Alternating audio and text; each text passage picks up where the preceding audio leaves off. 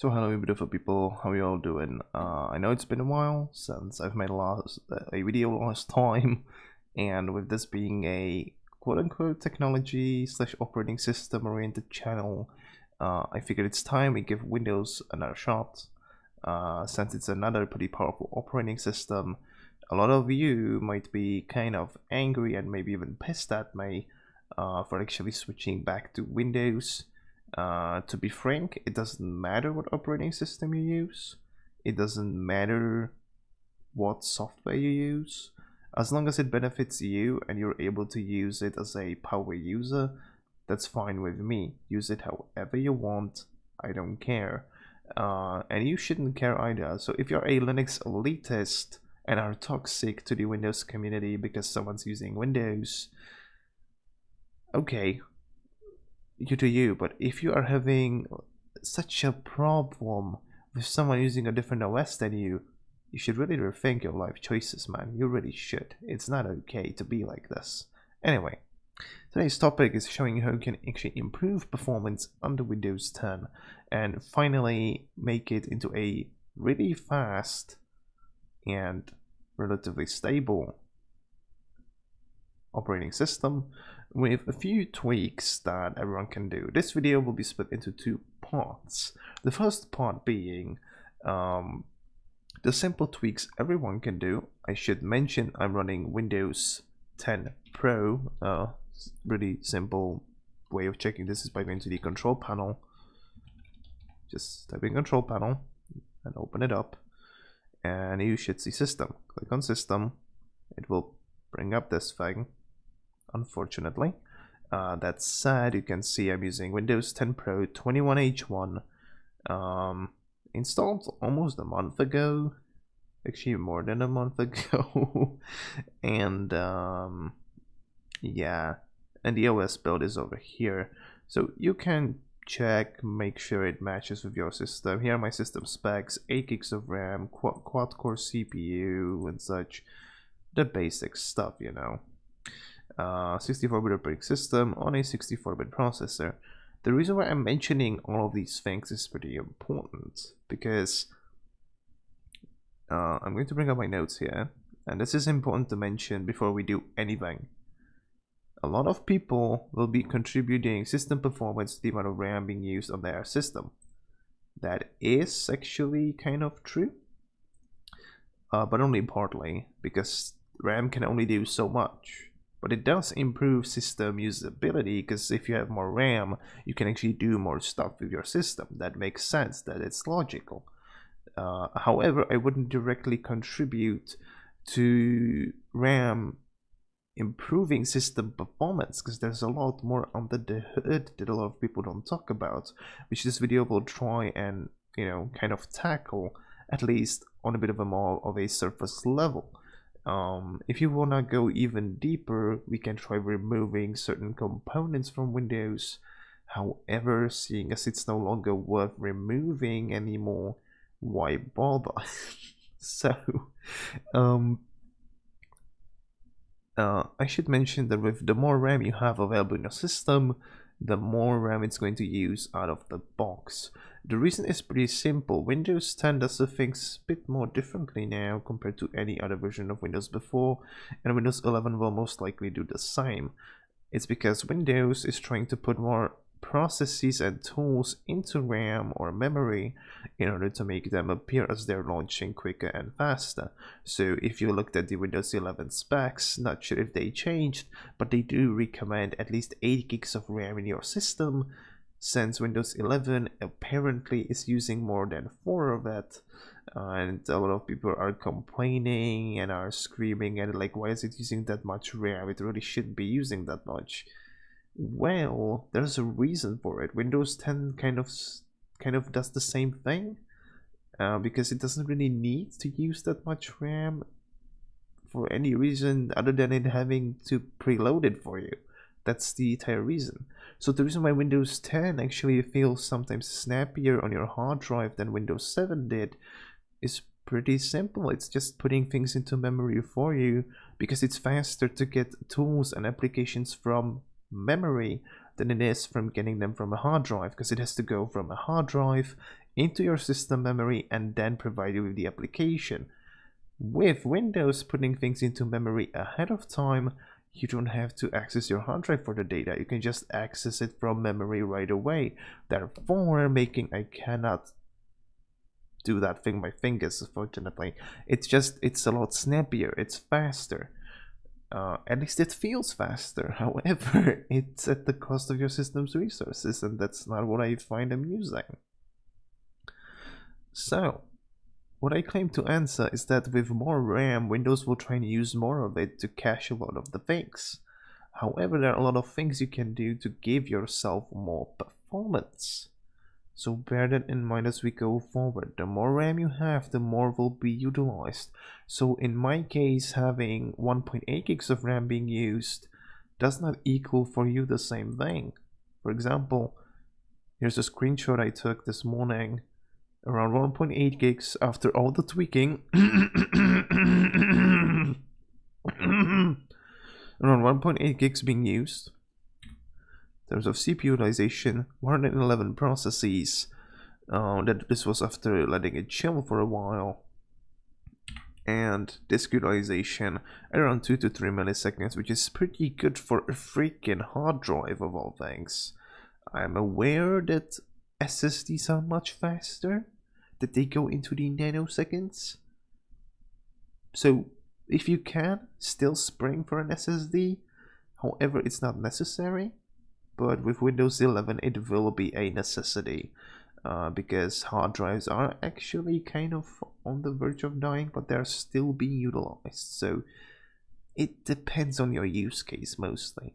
That said, Windows 10 will be supported, at least from what I've seen, until 2025. So we still have a lot of time before we switch to Windows 11. So you don't panic yet. Windows 10 will still be around unless things change. So you still have around 4 to 3 years of time for your computer to be used, because Windows 11 requires TPM and such. But that's a topic for another day. So, onto the tweaking. As I said, we'll start with the simple part before going into the danger zone. The danger zone, why I call it that, is pretty simple. One simple misstep can cause your system to no longer work. Well, I'm exaggerating, but it can cause damage that you cannot revert. You can kinda with a system backup, but let me preface it with this. The first section that we'll be doing is safe. It can be done on any system and will give you a noticeable improvement. However, if you want even more performance improvements or even slight performance enhancements, we have to dig deeper, and that's where the danger zone part comes in. So if you want, you can stick around for the first part, look at all the things and determine if it's for you or not. If it's not, feel free to leave. I'm not forcing anyone. If you are ready to go into this and go step by step with me, let's go along. First off, let's dig into the control panel. We'll start with the advanced system settings section. You can get into advanced system settings with a few methods. One is by going into control panel, going into system, or at least it used to be going into system, and advanced system settings. It will bring up this lovely window here. So you could skip all those, type in system. It will bring up this part, which will bring up Windows System Settings, which will be the About section, and here is Advanced System Settings. Or you can just type in Advanced System Settings, and it will bring up the exact same window as this one right here. So there are multiple ways of accessing this, but the one that I use all the time is just typing in Advanced System Settings. It will get you there right away. Under the Advanced tab, which is where we are right now, you want to go into Performance tab, Under here, under Visual Effects, tick these 4 I have ticked over here. Specifically, Enable Peak, Show Thumbnails instead of icons, Show window contents while dragging, and use drop shadows on icon labels on desktop. These are the only ones you really need. You do not need any fonts moving, translucency effects and such. Believe it or not, this will actually improve the performance quite a bit on lower end GPUs, and is what enables me to record the desktop at pretty decent speeds without losing any frames. So keep this in mind, change these settings as you see fit or as you need, and as soon as you have done this, you don't have to care about advanced or data execution prevention. Ignore these two tabs over here. This one is the most important one. Hit OK, your desktop will flash. So don't get scared, it will flash for a second, or it may not. It depends on your system. In my case, it didn't flash. For some of my friends it did, just better than mine. Okay, hit OK. That's all you have to do. Anyone actually doubting my validity as someone who knows his stuff around Windows, I actually do work as a DevOps engineer. Actually, that's what the position is called. So I do know my way around Windows and have been working with Windows for quite a while and studying its ins and outs. Anyways, once you have done that, hit OK, and we can go into the next part. The next part is actually pretty simple.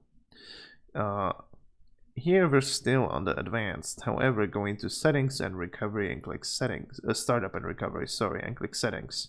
Under here, untick everything you see. And before you do that, actually set this one to none and then untick everything else. What this will do is will actually enable your system to boot up much faster, because at the beginning it actually needs around 30 seconds to show you all the available operating systems. However, in my case, since I have only Windows 10, it doesn't concern me. Once you've done the exact same thing as you see here, hit OK and you're done. So that's that. That's all there's to it, and it will make your system boot up much faster. Another thing we can go ahead and do is, as I'm looking at this, you want to go into the, for some reason my remote tab has been moved, even though it shouldn't have been moved. I'm just noticing that in my notes. My bad. Let me fix that. So under the remote tab, which is another section of the advanced system settings thing, you want to go into remote. Under remote, untick allow remote assistance connections to this computer. If you do need remote assistance connections, which is basically a remote desktop stuff, keep this. This is actually remote desktop, so I have it set to do not allow. But remote assistance is, if you're using Microsoft services, you can get remote assistance, which is them basically going onto your system and fixing things for you. So it's up to you to decide. I don't need any of this since I know my way around Windows, so I'm disabling this. It's kind of a little bit of a measure that helps a tiny little itsy bitsy bit with performance, but it's not really that necessary. So hit OK after doing all that. It may prompt you to restart, so just reboot and come back, so we can continue on with the next thing. So the next thing is going into the settings app actually. So click on your start and click this cogwheel and it will get you to settings, or if you will, you can just type in settings and it will pull up the settings app. So you can use either of those two ways. Next, one thing I want to look up first of all are background apps. As you're typing it, it will show up. So click background apps as they show up over here. Under background apps, you could do it in a really drastic way just by clicking this and turning it off. However, what this will do is it will tell them it won't let them run in the background. So what you want to do is untick all these unnecessary things. Since I use Messenger, I leave that enabled. Everything else is disabled. I use Snip and Sketch. Snip and Sketch is if you press Windows Shift and S, that's what it's used. Don't turn that off. And YouTube Music, since I use YouTube Music a lot. So I have all the other ones disabled that I do not use. And it does actually make a pretty big difference. So just turn all of these off and leave all your instant messaging and Snip and Sketch on. Everything else can be turned off, and don't worry, my Windows Defender is still actually running despite it saying it shouldn't be. So don't worry. With that said,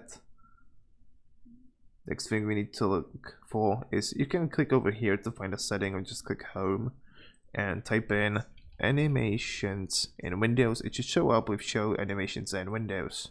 Click that and you're under display and you have simplify and personalize Windows. A lot of things I do is I actually turn off hide automatic scroll bars, turn off transparency, and turn off animations. By doing this, you're actually making the Metro UI of Windows 10 much faster. So yes, we did disable animations in there, but there are still a lot of animations within in WPF, which is the quote-unquote new framework that is used within Windows apps for the Metro UI. So you need to disable it in 2 different places to fully disable animations in Windows 10. So yeah, that's what you do. If you want, you can also disable your background image. I leave it on since it doesn't really, it does give you 1 or 2 more frames in games, but you know, if you are really that drastic, you can turn it off. I really don't, because it breaks my setup. It doesn't break it, but like I just like having a background. So anyway, I think that's all for the settings app actually. So it's actually really simple to do the changes in here. So don't worry about that. So now we can get into the this is still safe, this next part, so that's why it's not in the danger zone section, because it's pretty easy and simple to do. Hit your Windows key and this will bring up your start menu and start typing in PowerShell.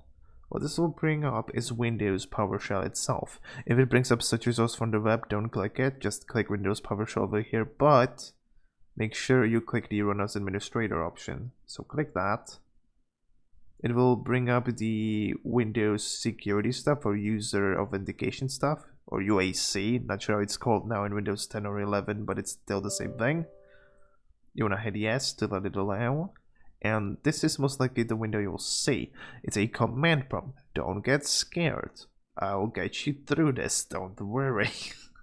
So what you want to do is you want to copy this first command over here. So you want to copy that and right click to paste. Just right click, okay? So you want to copy.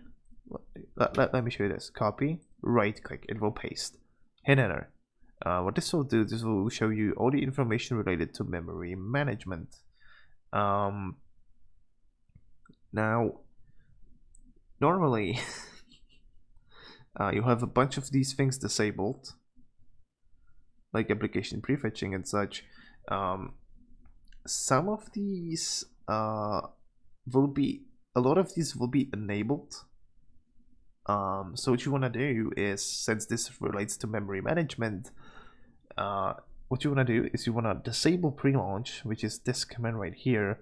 You paste it in and it will disable the pre-launch thing over here. It will disable this and set it to false.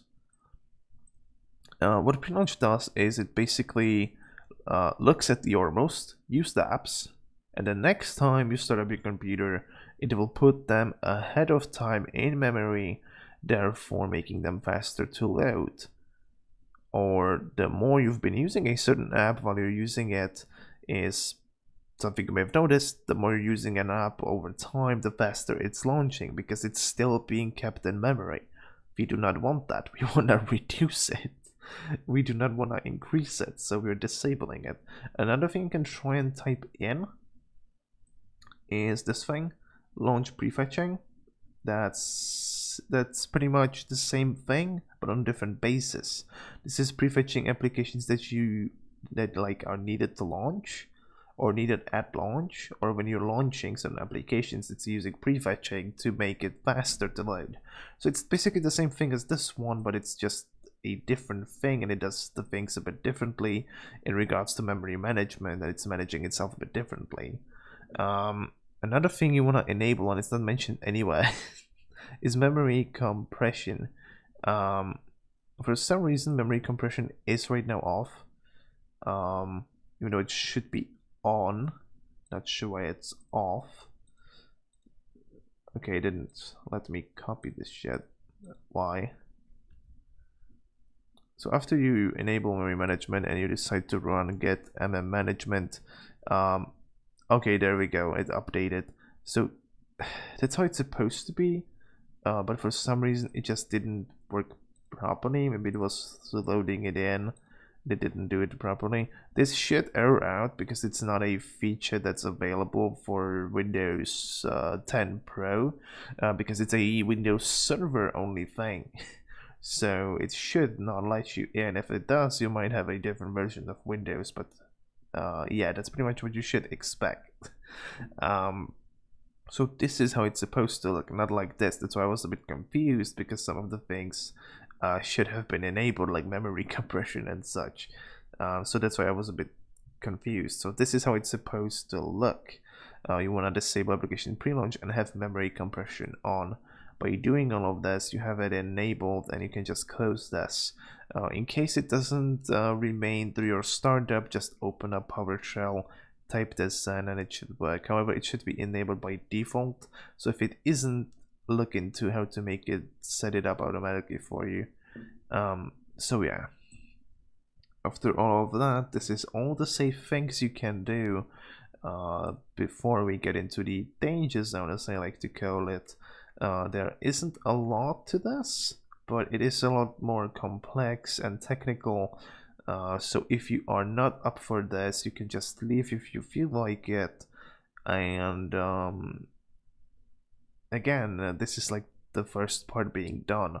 Everyone can do this first part. It's nothing complicated, it's nothing complex.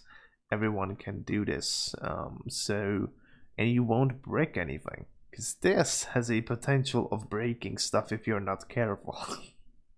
So with all the people that were kind of scared of this, we can continue. We got rid of those people. We don't have to worry. We can get into the more fun stuff. So this one will actually fix a issue that was plaguing Windows 10 since its inception, and it was high disk usage at startup, which I noticed myself. And it actually does affect your startup times, because you have to wait for all the other stuff to finish loading, and it somehow takes priority over everything. Anyways, there's a really simple fix for that. You might have seen on internet everywhere how you can fix the services issue related to Superfetch or sysmain using 100% of your disk. All it's doing, it's a service that improves performance over time, and it's not really worth having in your memories. That's for improving performance on Windows mainly. We do not need a service to do this for us. So real simple. Hit the start menu, type in services, open it, open up services as they are. Don't worry, open them up. I'm gonna resize this so you guys can see it a lot easier.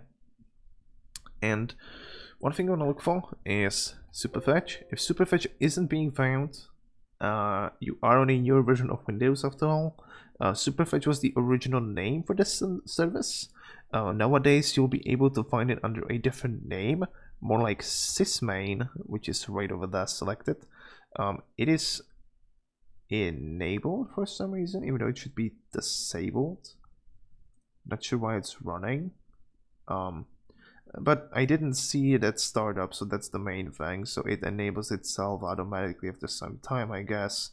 So even if you set it to disabled, I don't think it does. Okay, now it does work, so that's interesting.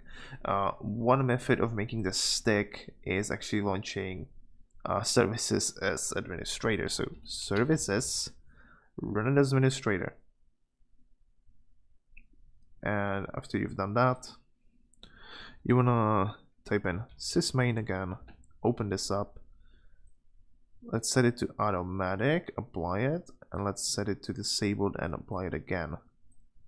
So that's how you want to do it. In case it does, like, it doesn't start up when you start up your computer. So I thought it worked, but for some reason it was running. So it may actually negate the effects of it a bit more by setting it up like this. And that's all you want to do. So you can actually if you double click sysmain, it brings up this window. There's another way of accessing this. You just right click it and go to properties. It brings up the same window. So there are multiple ways of accessing it. I just think double clicking is faster, so you can use that if you want. Next is, I believe, still quite fun part. Click your start menu and type in msconfig. This should bring up system configuration.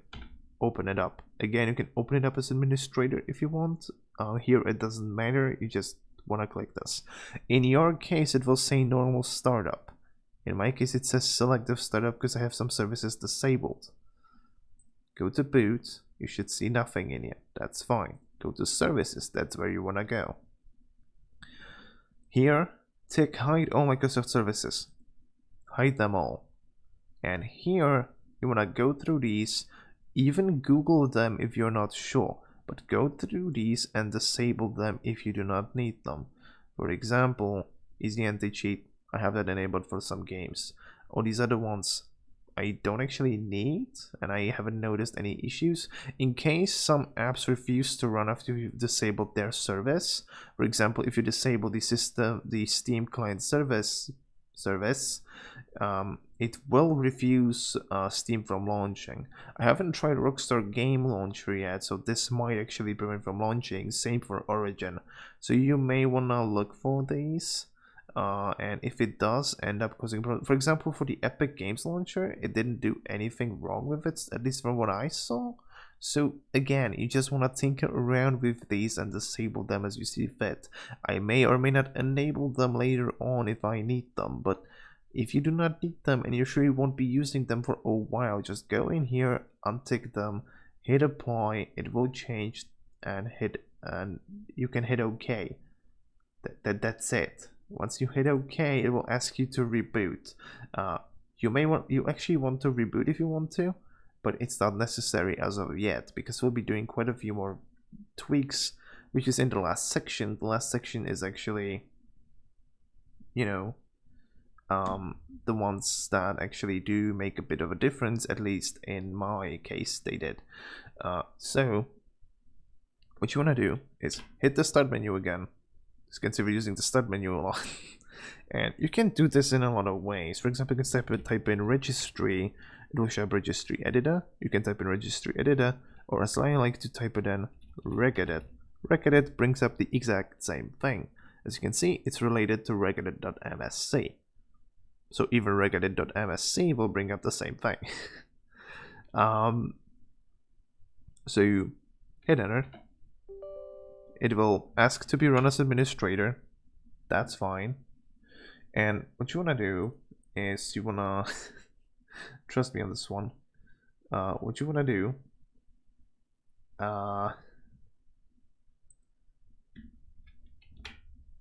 is you want to click this section over here. Before you do that, you want to copy this key link. This will give you the exact location of the key we need to find. So just do that. It moves you into the right spot, as you can see. And what you're looking for is for a key called clear page file at shutdown. So I go over here, see this key right here, double click it, set its value to 1. Hit OK. It should say 1 here under D word. So that's what we did. By doing this, this will actually end up making your shutdown times longer. Because you're clearing the page file once you're turning off your computer. By doing this, you're actually reducing, RAM usage, which is actually important. So that's what you want to do. Hit OK. Next key we want to find is under NDU. Now NDU is a service that really isn't that big of a deal. It's part of the Windows System 32 drivers. However, what I noticed is by setting its start key to the value of 4, it actually improves performance quite substantially. So you want to do that. Again, this will depend on system per system basis. So for me, that did some massive performance improvements, it may not give it for you. However, by applying all these tweaks at once and all the changes, you should see quite a performance difference. This was originally, I believe, set to 8 or 2, so change this to 4. It's kind of a perfect balance, and hit OK. Next thing, so you want to copy the next key, which is under the mouse, which is still in the control panel, but it's under a different section.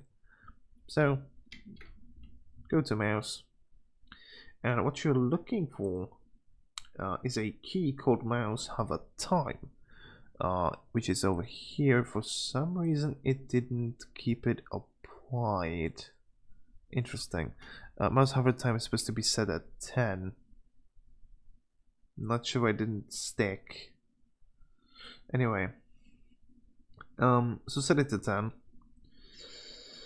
and that's all you do. Set it to 10, hit OK. Next part, desktop section.